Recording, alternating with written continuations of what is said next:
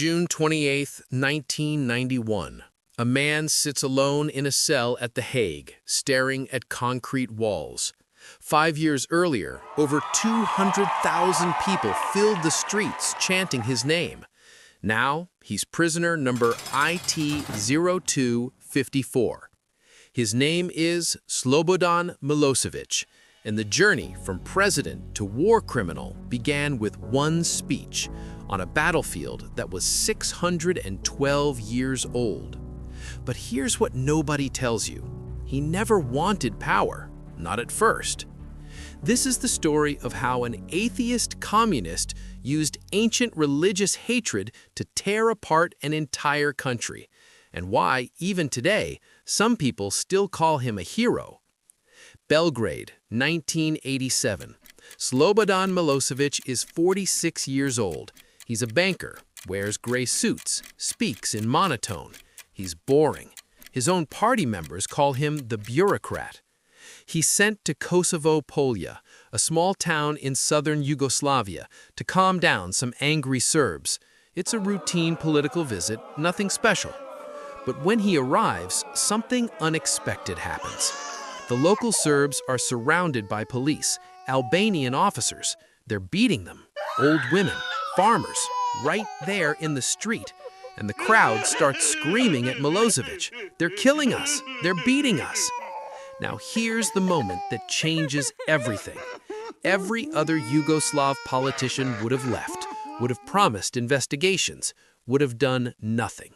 Milosevic walks up to the microphone and he says 6 words. No one should dare to beat you. The crowd erupts. This bureaucrat, this boring banker nobody cared about, just became their protector, overnight. But what the crowd didn't know was this. Milosevic wasn't even supposed to say that. His advisor later admitted the whole thing might have been staged. The police, the beatings, all of it. Because Milosevic needed those Serbs angry. And angry people are easy to control. But to understand why this moment worked, you need to know about a battle that happened in 1389. June 28, 1389, Kosovo Polje, the same town. Serbian Prince Lazar faces the Ottoman Empire. He's outnumbered. The battle is brutal. Lazar is captured and beheaded. Serbia falls to the Ottomans for the next 500 years. But here's what makes it powerful. The Serbian Orthodox Church turns Lazar into a saint, a martyr, and Kosovo becomes holy ground. The story gets passed down for 600 years. Every Serb knows it. It's in their songs, their churches, their blood. Fast forward to 1989.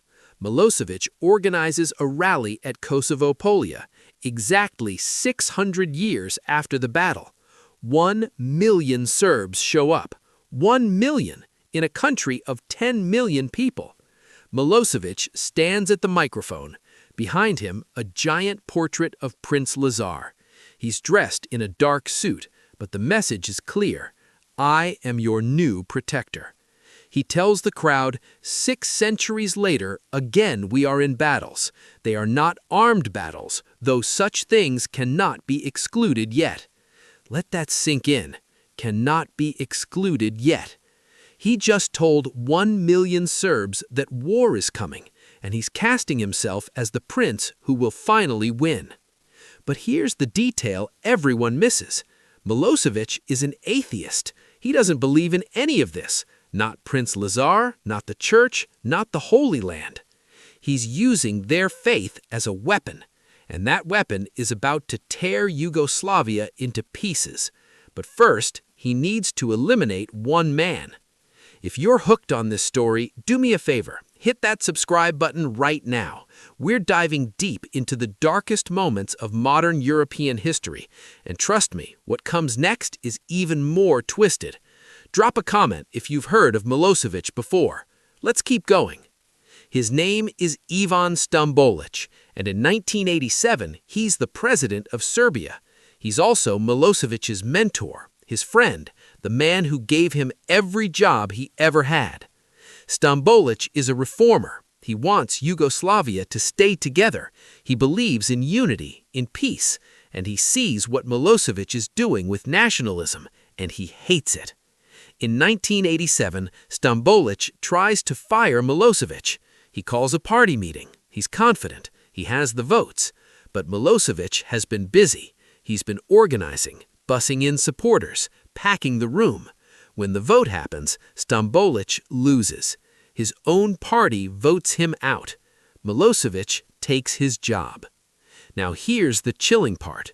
On August 25, 2000, 13 years later, Stambolić goes for a jog in a Belgrade park. He never comes home. His body is found 3 years later in a shallow grave north of Belgrade. He was kidnapped by Milosevic's secret police, shot, buried in a pit. The man who gave Milosevic everything was murdered on Milosevic's orders, and nobody in Serbia said a word. But by 2000, Milosevic had bigger problems because by then he'd already started 4 wars and lost all of them. 1991, Yugoslavia begins to collapse. Slovenia declares independence, then Croatia. Milosevic sends in the Yugoslav army. But he doesn't call it an invasion. He calls it protecting Serbs. The war in Croatia lasts 4 years, 20,000 dead. Then Bosnia, 1992 to 1995. Milosevic arms Bosnian Serb militias. They lay siege to Sarajevo for 1,425 days, the longest siege in modern warfare. Snipers shoot civilians getting water, children, grandmothers, right there in the street. Then Srebrenica, July 1995. Bosnian Serb forces, funded and armed by Milosevic, round up 8,000 Bosniak men and boys. They're taken to fields, to warehouses, and executed, all of them. It's the largest mass murder in Europe since World War II. But here's what's haunting. Milosevic watches all of this from Belgrade. He's not on the battlefield. He's in his office, drinking coffee, signing papers. He never fires a gun, never sees a body. He just gives orders. And then there's Kosovo, 1998. Milosevic sends troops to cleanse Kosovo of Albanians. Villages are burned, 10,000 killed, 800,000 refugees flee. NATO bombs Belgrade for 78 days. Milosevic finally surrenders. But even after losing everything, he still thinks he can win, right up until the moment the crowd turns on him. September 24, 2000, presidential election. Milosevic loses badly, but he refuses to accept it. He declares himself the winner. 5 days later, 500,000 Serbs fill the streets of Belgrade. They storm the parliament. They're done with him. The police refuse to shoot. Even his own guards walk away. Milosevic sits in his residence watching it on TV. His wife, Mira, is next to him. She tells him to fight, to send in the tanks. He doesn't. For the first time in 13 years, Slobodan Milošević does nothing. On June 28, 2001, exactly 12 years after his speech at Kosovo Polje, he's arrested, extradited to The Hague, charged with 66 counts of war crimes, crimes against humanity, and genocide. His trial lasts 4 years. He defends himself, no lawyer. He's arrogant, defiant. He calls the court illegitimate. Then, on March 11, 2006, guards find him dead in his cell. Heart attack. He's 64 years old. He never showed remorse. Not once. Not for Srebrenica, not for Sarajevo, not for the 130,000 people who died because of him. But here's the final haunting detail. In Serbia today, there are still people who love him, who say he was a patriot, who blame the West, who visit his grave and leave flowers.